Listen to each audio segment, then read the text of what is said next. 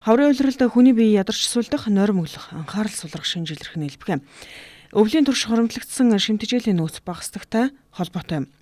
Ийм үед монголчууд борц хэрэглэж ирсэн уламжилалтай, борц нь өвөл таргалсан малын махыг хатааж бэлтгэсэн уураг өндөртөө хүнсэд тооцогддог.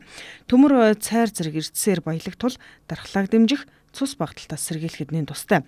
Илчлэг нэгт учраас бага хэмжээгээр хэрэгэлсэн ч тэнхээ өгнө. Хаврын улиралд борцыг шүл болгож хэрэглэх нь хоол боловсруулалтад илүү тохиромжтой, ногоотой хослуулбал амин дэмийн дутагдлыг нөхөх боломжтой байдаг юм а.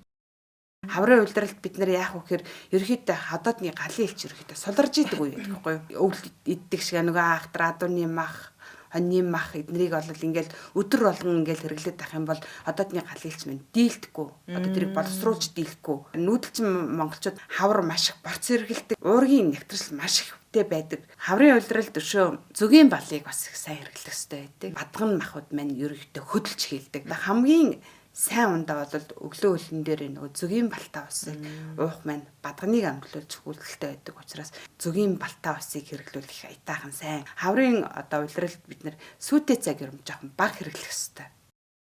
Борц нь давс уураг ихтэй тул даралт ихсэх, бөөрийн асуудалтай хүмүүст тохируулж хэрэглэхийг зөвлөдгөө. Ингэж борц хэрэглэх нь хаврын ядаргааг даван туулахад дэмжлэг болдог уламжлалт хүнсний нэг хэлбэр юм а.